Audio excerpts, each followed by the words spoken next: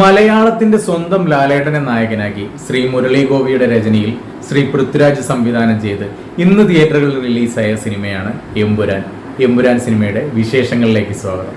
സിനിമയെ പറ്റി പറയുകയാണെങ്കിൽ കിടിലം എന്ന് പറഞ്ഞാൽ കിടിലം മൂവി, ഒരു രക്ഷയില്ല. അതായത് മലയാളം സംസാരിക്കുന്ന ഇന്റർനാഷണൽ മൂവി, ഹോളിവുഡ് മൂവി, അതാണ് എമ്പുരാൻ. പൃഥ്വിരാജ് പറയാതിരിക്കാൻ പറ്റത്തില്ല. എനിക്ക് തോന്നുന്നില്ല മലയാളത്തിൽ മറ്റൊരു സംവിധായകനും ഇതുപോലെ ടെക്നിക്കലി ടൂ ഗുഡ് എന്ന് തന്നെ പറയണം. അത്രയും ഹെവി ആയിട്ടാണ് സിനിമ എടുത്ത് വെച്ചേക്കുന്നത്. ലൂസിഫർ സിനിമയിൽ സ്റ്റീഫൻ നെടുമ്പള്ളി എന്ന കഥാപാത്രത്തിൽ നിന്ന് അബ്രഹാം ഖുറേഷി എന്ന കഥാപാത്രത്തിലേക്കുള്ള ഈ യാത്രയാണ് കാണിക്കുന്നുണ്ടെങ്കിൽ, ആ ഒരു സിനിമയിൽ പറയുന്ന രാഷ്ട്രീയം കുറച്ചുകൂടെ ഗ്രൗണ്ടഡ് ആണെന്നുണ്ടെങ്കിൽ, ഈ എമ്പുരാൻ എന്ന് പറയുന്ന സിനിമയിലേക്ക് എത്താൻ നേരത്ത് ആ രാഷ്ട്രീയം കുറച്ച് വൈഡ് ആവുകയാണ്. അതായത് ഇന്നത്തെ കാലഘട്ടത്തിൽ രാഷ്ട്രീയം കൃത്യമായിട്ട് എടുത്തു കാണിച്ചേക്കുന്ന ഒരു സിനിമ. എനിക്ക് സിനിമയിൽ എടുത്തു പറയേണ്ട കുറേ കാര്യങ്ങളുണ്ട്. പൃഥ്വിരാജിന്റെ ഡയറക്ഷൻ ഒരു രക്ഷയില്ലെന്ന് പറഞ്ഞാൽ കിടിലമായിട്ട് തന്നെ ചെയ്തു വെച്ചിട്ടുണ്ട്. അതുപോലെ തന്നെ മുരളി ഗോപിയുടെ രചന, പുള്ളിയുടെ സ്ക്രിപ്റ്റ് കിടിലം. അതായത് നമ്മൾ ഫസ്റ്റ് ഹാഫിൽ ലൂസിഫർ എന്ന് പറയുന്ന സിനിമ കുറച്ചുകൂടെ ഗ്രൗണ്ടഡ് ആയിട്ട് നാട്ടിൽ നടക്കുന്ന ഒരു കഥ, നമ്മുടെ നാട്ടിൽ നടക്കുന്ന രാഷ്ട്രീയം, അതിനെ ചുറ്റിപ്പറ്റിയുള്ള കാര്യങ്ങൾ, അതാണ് കാണിച്ചതെന്നുണ്ടെങ്കിൽ, എമ്പുരാൻ എന്ന് പറയുന്ന സിനിമയിലേക്ക് എത്താൻ നേരത്ത് ആ രാഷ്ട്രീയത്തിന്റെ തലം കുറച്ച് മാറുന്നുണ്ട്. അത് ദേശീയ തലത്തിലേക്ക് മാറുന്നു. അതുപോലെ തന്നെ സിനിമ ലൂസിഫർ നാട്ടിൽ നടക്കുന്ന കഥയാണെന്നുണ്ടെങ്കിൽ, എമ്പുരാൻ എന്ന് പറയുന്ന സിനിമയുടെ പകുതി ഭാഗവും മറ്റു പല രാജ്യങ്ങളിൽ കുറച്ചുകൂടെ ഇന്റർനാഷണൽ ലെവലിലേക്ക് ആ ഒരു കഥാപാത്രവും സിനിമ എത്തിയിരിക്കുകയാണ്. ആ ഒരു ഇന്റർനാഷണൽ ആയിട്ടുള്ള സിനിമ, ആ ഒരു രീതിയിലേക്ക് സിനിമ പോകാൻ നേരത്ത് തന്നെ നമ്മളെ ഒട്ടും ബോറടിപ്പിക്കാതെ വളരെ മനോഹരമായിട്ട് അത് ബ്ലെൻഡ് ചെയ്യാൻ, അതായത് ക്ലാസും മാസും ബ്ലെൻഡ് ചെയ്യാനായിട്ട് പൃഥ്വിരാജ് എന്ന ഡയറക്ടറിനും മുരളി ഗോപി എന്ന എഴുത്തുകാരനും കൃത്യമായിട്ട് സാധിച്ചിട്ടുണ്ട്. ഫസ്റ്റ് ഹാഫ് തുടങ്ങി കുറച്ച് നോർമലായിട്ടാണ് കഥ പറയുകയായിരുന്നു. നോർമലായിട്ട് കുറച്ച് സ്ലോ ആയിട്ട് തന്നെയാണ് സിനിമ മുന്നോട്ട് പോകുന്നത്. ഇന്റർവെല്ലൊക്കെ എടുക്കാൻ നേരത്തെ കിടിലമായിട്ട് ചെയ്തു വെച്ചിട്ടുണ്ട്.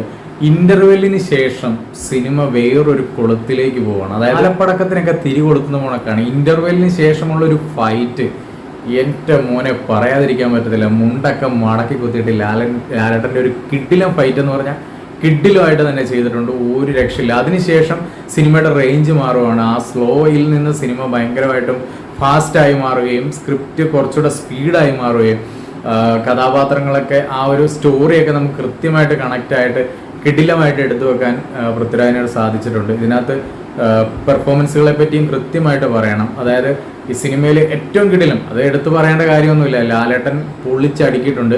കിടിലമായിട്ട് തന്നെ ചെയ്തിട്ടുണ്ട്. പുള്ളി ആ ഒരു സ്ക്രീനിൽ വന്ന് നിൽക്കാൻ നേരത്ത് ആ ഒരു സ്ക്രീൻ പ്രസൻസ് ഒക്കെ ഭയങ്കരമാണ്. പെർഫോമൻസ്, അതായത് ആക്ടിങ് പെർഫോമൻസ് എന്നല്ല, ഇത് കുറച്ചുകൂടെ ലൂസിഫറിനെക്കാട്ട് കുറച്ചുകൂടെ പെർഫോമൻസ് ഉണ്ടെന്നുണ്ടെങ്കിൽ ഈ ഒരു സിനിമയിൽ കുറച്ചുകൂടെ മാസ് ആയിട്ടാണ് കാണിച്ചേക്കുന്നത്. എന്നാൽ മറ്റൊരു സൈഡിൽ കൂടെ സിനിമ ക്ലാസ് ആയിട്ട് കൊണ്ടുപോകാനും പൃഥ്വിരാജിന് സാധിക്കുന്നുണ്ട്. ലാലേട്ടൻ കിടിലമായിട്ട് ഗംഭീരമായിട്ട് തന്നെ ചെയ്തു വെച്ചിട്ടുണ്ട്. അത് കഴിഞ്ഞാൽ ഏറ്റവും കിടിലമായിട്ടുള്ള റോളുള്ളത് ടൊവിനോയാണ്. ഫസ്റ്റ് ലൂസിഫറിലും ടൊവിനോയ്ക്ക് വളരെ മികച്ച റോളായിരുന്നു. ഈ സിനിമയിലും ഒരുപക്ഷെ എന്താ പറയണ്ടേ, സിനിമയിൽ ഉടനീളം ഉള്ളൊരു കഥാപാത്രം എന്ന് പറയാനായിട്ട് ടൊവിനോയാണ്. ടൊവിനോയുടെ റോളും നല്ല ഭംഗിയായിട്ട് തന്നെ പുള്ളി ചെയ്തിട്ടുണ്ട്. അതുപോലെ മഞ്ജു വാര്യർ എടുത്തു പറയേണ്ടതാണ്. മഞ്ജു വാര്യൻ്റെ കുറേ സീൻസിലൊക്കെ കൈയടിച്ചു പോകുന്ന കുറച്ച് സീനുകളുണ്ട്. അതുപോലെ തന്നെ ലാലേട്ടൻ്റെ കുറേ സീനുകളിൽ ഗൂസ് ബംസ് വരുന്ന സീനുകളുണ്ട്. അത് എഴുത്തിലും ഭയങ്കരമായിട്ട് മുരളി ഗോപിക്കും കൈയടി കൊടുക്കണം. ആ ഒരു സീൻ എലവേറ്റ് ചെയ്ത് കിടിലമാക്കി നമ്മളിലേക്ക് എത്തിച്ച പൃഥ്വിരാജിനും കൈയടിയാണ്, പറയാതിരിക്കാൻ പറ്റത്തില്ല. മറ്റ് ഒരുപാട് കഥാപാത്രങ്ങൾ സിനിമ എത്തുന്നുണ്ട്.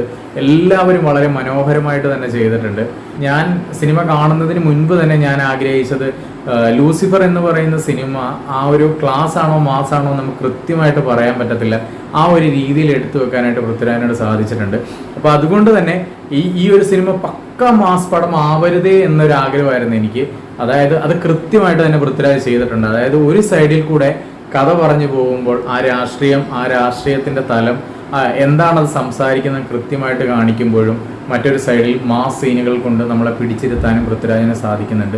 പിന്നെ സിനിമയിലെ ഏറ്റവും കിടിലം, ഏറ്റവും ഹെവി, അതായത് സിനിമ ഏറ്റവും മികച്ചതാക്കി, അല്ലെങ്കിൽ സിനിമയെ നമ്മൾ കാണുമ്പോൾ സിനിമയിൽ നമുക്ക് തരുന്ന പല എന്താ പറയണ്ടേ, ആ വിഷ്വലി ആണെങ്കിലും മ്യൂസിക്, എല്ലാ മേഖലയിലും നമുക്ക് ആ ഒരു എഫക്റ്റ് കിട്ടുന്നത് ടെക്നിക്കൽ സൈഡാണ്. ടെക്നിക്കൽ സൈഡ് ഓസം അത്രയും പറയാതിരിക്കാൻ പറ്റത്തില്ല. മ്യൂസിക്, ദീപക് ദേവിന്റെ മ്യൂസിക്, പാട്ടുകളൊക്കെ 1-2 പാട്ടുകളേ ഉള്ളൂ. പക്ഷെ BGM പുള്ളി, ഞാൻ കണ്ടായിരുന്നു ഒരു കമന്റിനടിയിൽ കണ്ടതാണ്, എല്ലാ ട്രെയിലർ വന്നപ്പം എല്ലാം കൊള്ളാം, പക്ഷെ BGM മാത്രം കുറച്ചുകൂടെ മികച്ചതായിരുന്നെങ്കിൽ. അപ്പോൾ പുള്ളി പറയുന്ന പുള്ളി അതിനകത്ത് റിപ്ലൈ കൊടുക്കുന്നുണ്ട്, സിനിമ കണ്ടു കഴിയുമ്പോൾ നിങ്ങളത് മാറ്റി പറഞ്ഞോളൂ എന്ന്. ശരിക്കും സിനിമ കണ്ടു കഴിഞ്ഞപ്പോൾ പുള്ളിയുടെ BGM അതായത് നമുക്ക് ഓരോ സീൻ കാണുമ്പോഴും ആ BGM നമുക്ക് കിഡിലുമായിട്ട് തന്നെ കിട്ടുന്നുണ്ടായിരുന്നു. അതുപോലെ തന്നെ ഏറ്റവും എടുത്തു പറയേണ്ടത് ക്യാമറ.